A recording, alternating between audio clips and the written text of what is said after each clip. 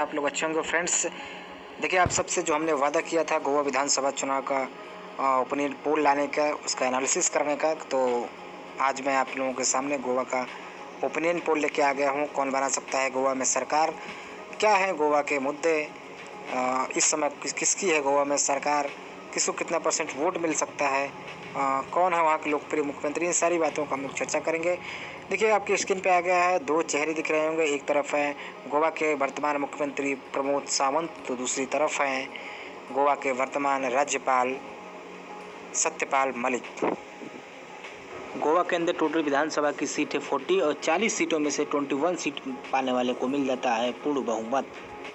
दोस्तों, अब देख लेते हैं गोवा की कुछ महत्वपूर्ण पार्टियां। देखिए, सबसे पहले आपको दिख रही है MGP यानी महाराष्ट्र गोमांतक पार्टी, इसका चुनाव चिन्ह जो है कि शेर है। उसके बाद आपके सामने आ गया है Goa forward block. Goa forward block जो है कि विजय सरदेसाई की पार्टी है, आम आदमी पार्टी। देखिए आपके सामने, ये सब गोवा की महत्वपूर्ण पार्टियां हैं जो गोवा में जिनका कुछ जनाधार है।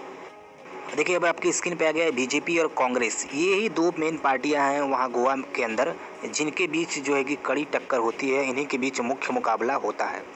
दोस्तों, कुछ और छोटी पार्टियों का मैं नाम यहाँ पर ले लेता हूँ, जिनको मैं बता देता हूँ वहाँ मैदान में रहती हैं। जैसे NCP हो गई, नेशनलिस्ट कांग्रेस पार्टी, गोवा सुरक्षा मंच हो गया, यूनाइटेड गोवांस पार्टी, गोवा विकास पार्टी, ये सारी पार्टियाँ भी वहाँ पे हैं।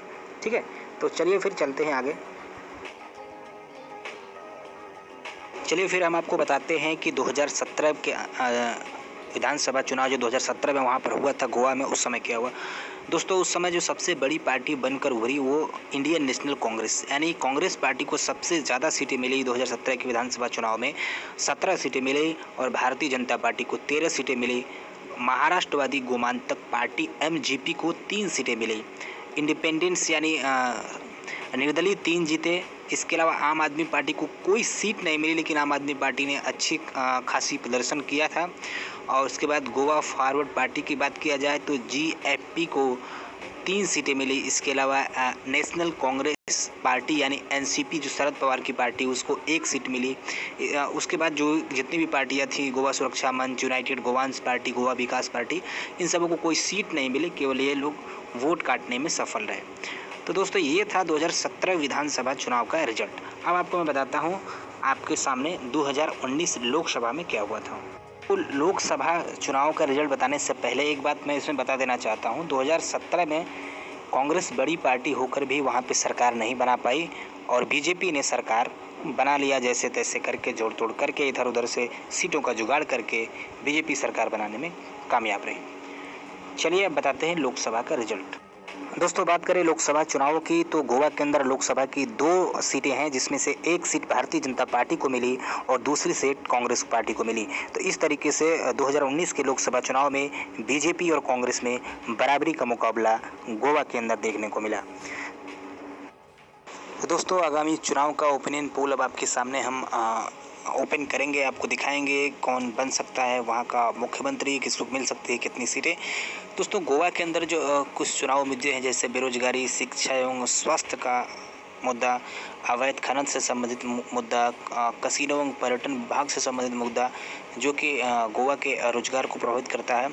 तो पर्यटन को लेकर भी बहुत सारी समस्याएं हैं, जिनका मुद्दा जो है कि आगामी चुनाव में आपको देखने को मिलेगा। साथ ही साथ केंद्र सरकार से गोवा को विशेष राज्य की दर्जे की मांग की जा सकती है, या फिर विशेष पैकेज की मांग की जा सकती है। ऐसे मुद्दे जो है कि गोवा विधानसभा चुनाव में आपको देखने को मिलेंगे।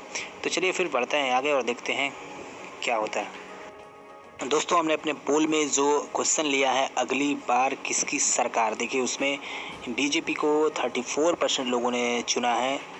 बात करें कांग्रेस पार्टी तो इंडियन नेशनल कांग्रेस की बात करें यानी महाराष्ट्रवादी गोमांतक पार्टी की तो 8%, GFP की बात करें तो GFP को 6%, इसके अलावा आम आदमी पार्टी की बात करें तो आम आदमी पार्टी को 6% और अदर्स को 6% लोगों ने चुना है। दोस्तों, हमने एक और सर्वे किया है कि राहुल गांधी और नरेंद्र मोदी में सबसे लोकप्रिय चेहरा कौन है गोवा के अंदर। इसमें देखिए राहुल गांधी को 42% लोगों ने पसंद किया है, तो नरेंद्र मोदी को 58% लोगों ने पसंद किया है। तो इस तरीके से गोवा में सबसे ज़्यादा लोकप्रिय चेहरा इस समय नरेंद्र मोदी हैं, और राहुल गांधी को 42% वोटों से ही यहाँ पे संतोष करना पड़ा है। अब आपके सामने हम सीटों का आंकड़ा लेकर आएंगे और दिखाएंगे कि सीटों का आंकड़ा बनकर क्या आ रहा है सामने, किसको कितनी सीटें मिलती हुई इस समय नज़र आ रही हैं। तो दोस्तों, अगर लोकसभा में जो वोट ऑफ परसेंटेज था, जो वोटों का प्रतिशत था कांग्रेस और बीजेपी को मिला, अगर हम उस लोकसभा के वोट प्रतिशत को सीधे सीधे आंकड़ों में बदल देते हैं तो यहाँ पर देखिए भारतीय जनता पार्टी को सबसे ज़्यादा सीट यानी 26 सीटें मिलती हुई दिख रही है और कांग्रेस पार्टी को 14 सीटें। यानी लोकसभा के आधार पर हम चलें, उस चुनाव के आधार पर, तो बीजेपी को पूर्ण बहुमत मिलता हुआ नजर आ रहा है गोवा के अंदर।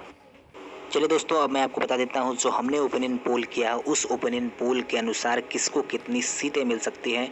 तो दोस्तों, हमारे ओपिनियन पोल के अनुसार भारतीय जनता पार्टी को गोवा के अंदर 16 सीटें मिल सकती है, इंडियन नेशनल कांग्रेस पार्टी को 16 सीटें मिल सकती है। इसके अलावा एमजीपी को 3 सीटें, जीएफपी को 3 सीटें और अदर्स के खाते में 2 सीटें जाती हैं। अदर्स में छोटी छोटी पार्टियां हैं। इसके अलावा निर्दलीय उम्मीदवार भी हो सकते हैं। तो दोस्तों देखिए, हमारे हिसाब से बीजेपी को 16, इंडियन नेशनल कांग्रेस पार्टी को 16, एमजीपी को 3 और जीएफपी को 3 सीटें और अदर के खाते में 2 सीटें। यानी मेरे हिसाब से अगर सभी पार्टियां अलग अलग चुनाव लड़ती हैं तो यहाँ पे हंग असेंबली हो रही है, यानी किसी को पूर्ण बहुमत नहीं मिल रहा है। तो यहाँ पे फिर वही जोड़ तोड़ का फॉर्मूला अपनाना पड़ेगा। तो गोवा के अंदर एक और स्थिति बन सकती है, वो है गठबंधन की राजनीति। जी हाँ, गठबंधन की राजनीति की स्थिति बन सकती है। इसमें गोवा के अंदर गठबंधन हो सकते हैं। जिस तरीके से राजनीतिक घटनाक्रम हुए हैं गोवा में, पिछले साल दल बदल हुआ है, इधर के नेता उधर पलटी मारे हैं। तो इन सब स्थितियों में देखिए वहाँ पर कुछ चीज़ें हो सकती हैं, जैसे इंडियन नेशनल कांग्रेस, एमजीपी यानी महाराष्ट्रवादी गोमांतक पार्टी, जीएफपी यानी गोवा फॉरवर्ड पार्टी, एनसीपी यानी कि नेशनलिस्ट कांग्रेस पार्टी यानी शरद पवार की जो पार्टी है, राष्ट्रवादी कांग्रेस पार्टी, इन सबों का एक गठबंधन हो सकता है, एक महागठबंधन हो सकता है। और दोस्तों, अगर ये स्थिति हुई, अगर ये गठबंधन बनने में कामयाब हो पाता है, कांग्रेस से करने में कामयाब हो पाती है, तो देखिए क्या स्थिति तब होती है, तब किसको कितनी सीटें मिलेंगी, उस स्थिति का मैं आकलन आपके सामने रख रहा हूँ।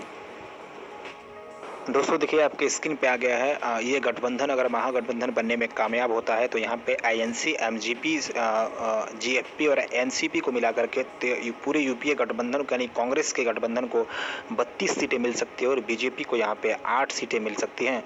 तो इस तरीके से गठबंधन बनने पर बीजेपी को कड़ा झटका लग सकता है और कांग्रेस को जो है कि फ़ायदा हो सकता है। दोस्तों, किस प्रकार का गठबंधन क्या बनता है ये तो आने वाले समय में पता चलेगा।